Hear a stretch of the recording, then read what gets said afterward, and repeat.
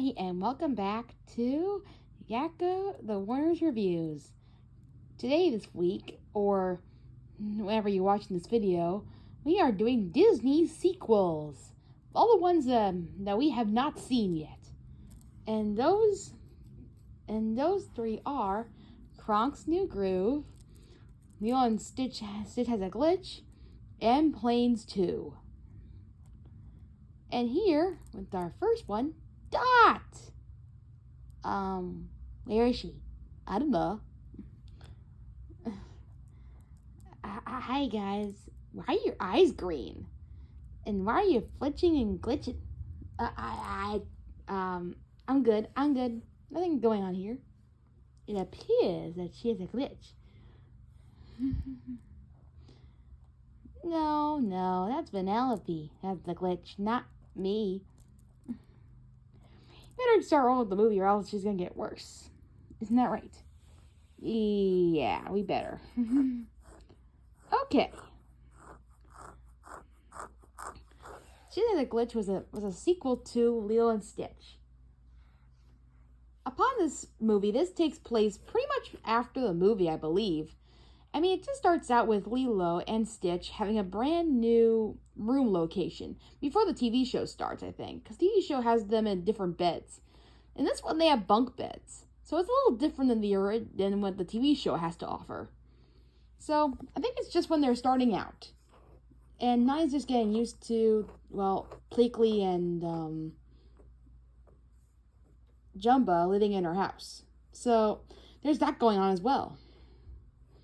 And her job, and, well, also, David. So this is like a somewhat starts of the series, but a little bit before the series starts. Yeah, pretty much. So the movie is pretty much about the story. The movie is pretty much a very interesting one. It's basically about Lilo, who has to join a hula competition with her friends. But she wants to show how great she is, with her mother being the winner of the last one. She tries to work hard to make her hula dancing thing a bit special, in a way. So her and Stitch come up with a few ideas to come up with a good hula dance. The couple is very interesting. It's actually about what happens in the movie, too. They have irony for you. So, what happens is that they come up with this one where Lilo, well, actually, before this starts happening, she talks a lot about Elvis in this movie, which I like a lot. It brings out the Elvis in her a little bit more. We don't get to see her talk much about Elvis in the first movie, so it's really nice to see that breath of fresh air. And it kind of relates, it's kind of relatable in that way, too. She brings a lot of that out to her material, and I see a lot of friendship with her and Stitch in this one, way more. So it's really nice to get that in there before the TV show starts. And, of course, a few other lives that Lilo has to offer. And she has a few satisfying parts with Nani as well. Nani tries to keep everything together, and she's doing pretty well in this. So everybody has their time to shine, except, well, we'll get into them eventually. Anyway, the story is pretty good enough, with everyone having their time to shine, showing how their life works. And they have a rocket ship, too. That's really starts in the beginning of the movie, which is really cool as well.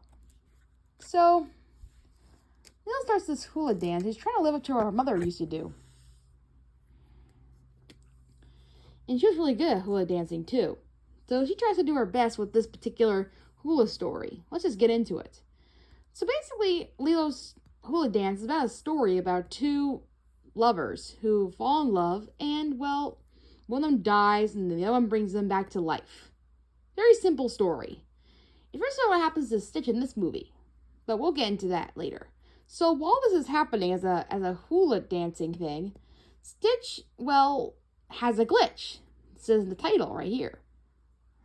But anyway, so during this particular setting up thing, Stitch every now and then glitches with green eyes, and every now and then he acts a little bad.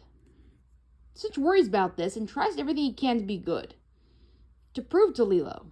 And every now and then there's a bit of a misunderstanding between them. Also, in fact, in the beginning of the movie, there's also a bad dream where Stitch has, and he's worried that he's got to turn bad again. So there's also that too. So Stitch doesn't really know he has a glitch, so it's just really hard to say what he has yet. He doesn't really know. While Jamba is trying to fix a charger to get Stitch back to normal. You see, when Stitch was being made, he didn't get fully charged enough to his molecules before Jumba got arrested. So that's why Stitch is acting up very strangely. Before they get them into the charger thing, they have to put him back in there to charge up his ability to stay. If not, he's gonna, well, let's just say, die. Anyway, so there's that. So there's enough. So Jumba has to make it in the right time. He hasn't made a good machine enough that worked yet. So he has to make it before timer is out. So as these things are happening, we get a few story elements within the movie as well. The characters. All the characters are great. I just want to talk about one thing I did not like about the movie in general. Which was Peakley. Peakley is great throughout the whole movie. It's just the one thing I didn't like was that he was trying to convince David that Nani was not the right girl for her. I did not like that type of plot element. It didn't really go anywhere, and to be fair, it was just a little annoying. And to be fair, it was just kind of mean. Why is Peakley trying to, David break up with Nani? I mean, they're a great couple. Why is he doing this? It just didn't make any sense to me. I mean, sure, okay, maybe it's for comedy effect, and maybe he's just trying to show his lovey quirks, but again, it just doesn't seem right to me for him to do that. It's kind of annoying, and kind of a sci-fi doesn't really need to be a movie. Other than that, the other stories are top-notch and, well, pretty well suited, and it starts with a great story material that was going to start in the Lilo and Stitch series, which is pretty cool, I think. The animation is, well, actually pretty impressive. The dolphins look pretty. For a Disney sequel, it's actually not too bad. The animation's really kind of cool, actually. So, what do I think of this movie? Is it great? It's bad. What? Are you sure? All those things sounded really awesome. Yeah. Well, you guys are right. I just feel evil inside. Maybe we should talk about the ending. Yes, the ending. The ending was, well, a lot of people said it was really sad. And that's true. It is actually really sad. Lilo gets a lot mad at Stitch and doesn't really get to apologize for anything. And it just ends up a very bleak tone. But Jinx, he actually survives and everybody's okay. But it's also very similar to the story that they brought earlier. The story is actually pretty dark too, and very sad, but I don't want to talk about it here because that would spoil the movie for you guys.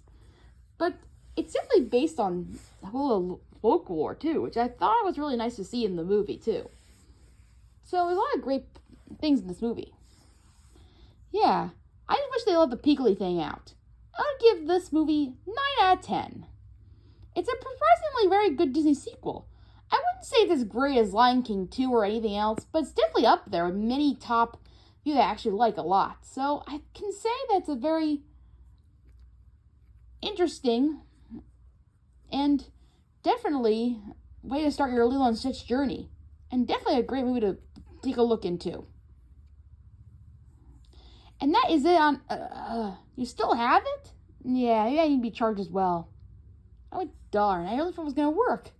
No, he's going to like this forever. I think I'm better now. Really? Why? Because I was saved by the love of my two brothers. Aww.